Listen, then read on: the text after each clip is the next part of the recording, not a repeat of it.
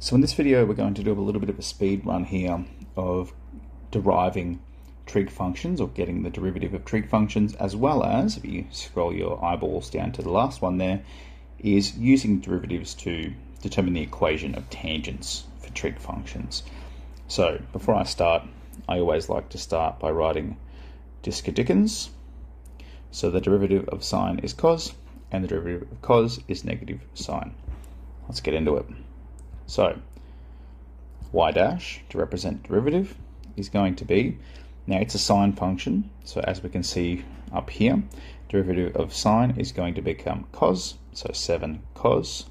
I don't touch anything inside this bracket, nothing about my angle changes, and now I multiply by the derivative of this bracket, which is 5. And then of course I can dress it up a little bit and tidy things up to be 35 cos of 5x. Let's quickly do b. Now y dash, it is cos, so the derivative of cos becomes negative sine, so negative sine. I don't touch anything inside my bracket, and now I've got to multiply by the derivative of this bracket. So before, the derivative of 5x gave us 5. Now we're looking at the derivative of x squared plus 2x take 3. Well, that's a little bit more complicated, but that's just a quadratic, and we've done derivatives of quadratics. That's just going to be 2x plus 2. So that is my derivative of the inside of my bracket. Now you can leave it like that, or of course, if you wanted to, you could always bring it to the front here, and you could have negative 2x plus 2 sine of x squared plus 2x take 3. Alright, let's get into the next one. Determine the derivative of the function y equals sine of x degrees. Now, this actually looks way easier than the first two, so why would I be doing this one next? It almost seems weird. Well, the issue we have here is we cannot do derivatives if we're not working in radians. So what we need to do is convert this to radians. So what this means is, how many radians in 6 degrees? So we have to essentially think 6 degrees. How many pi radians is that?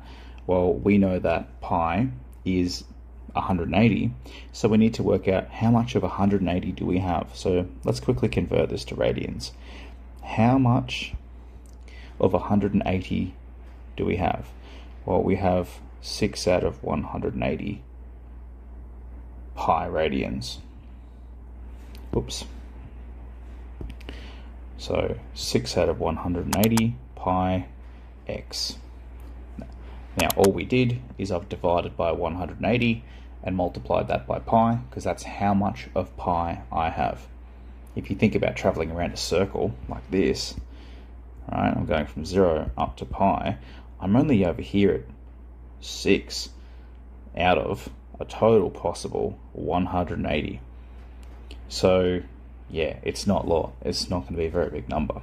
So let's just simplify that fraction. That's a bit of a gross looking fraction right there. I can simplify that down to sine of pi on 30 x.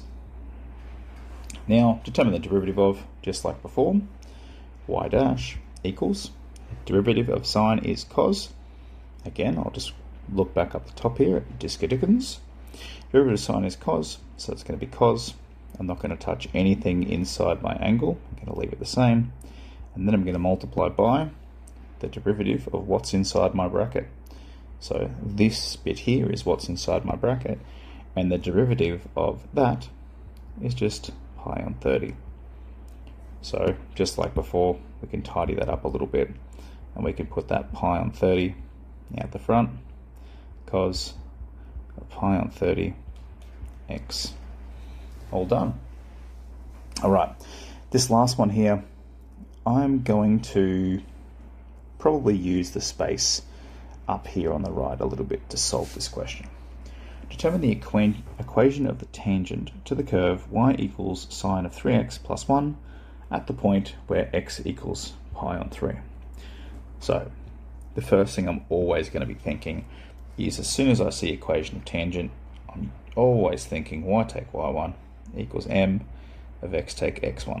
Look, I know that in junior maths we're super familiar with y equals mx plus c, but I can tell you that when we're trying to do equations of tangents, this version here is going to be a lot easier, and we can end up converting it into an mx plus c when we're done. So we've actually got one of the points that we need already. So this is already my x1.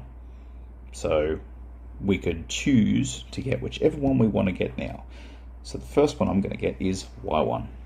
So let's keep going up here and get that number. To get y1, I've just got to substitute back into the original equation.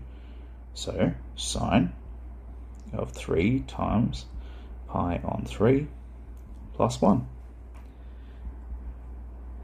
Sine of pi plus 1.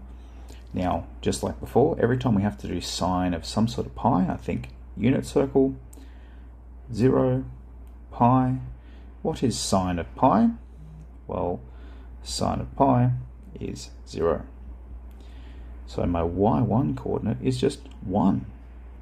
So that means the coordinate at which our tangent is touching this trig function is going to be at the coordinate location of x1 and y1, and that coordinate just so happens to be pi on 3 and 1.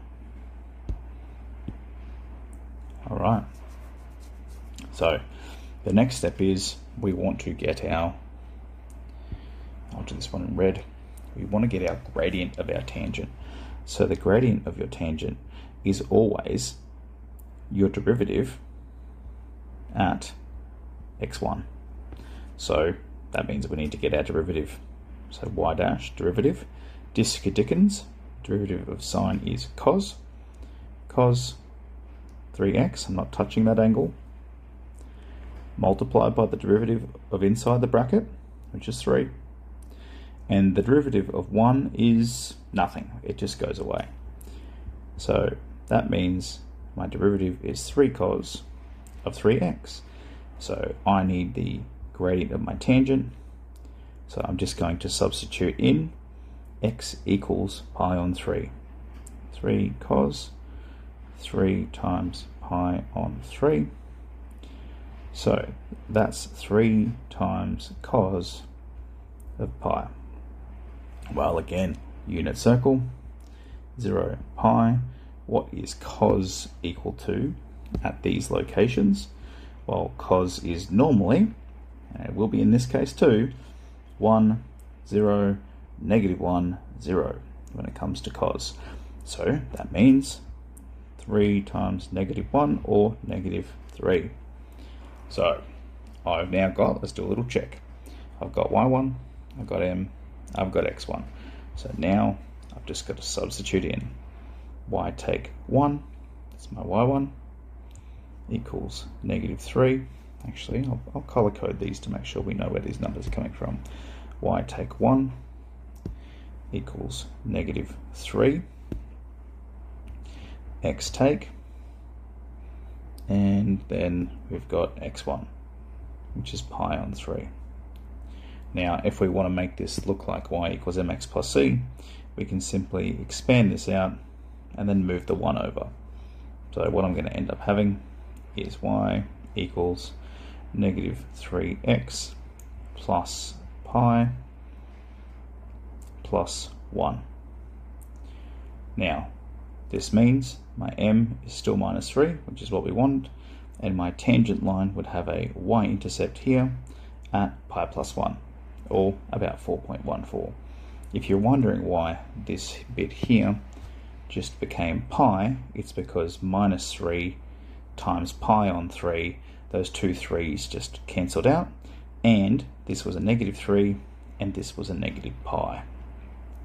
Alright, so that was just a quick run through of different derivatives of trig functions, and obviously a quick application to some equations of tangent work.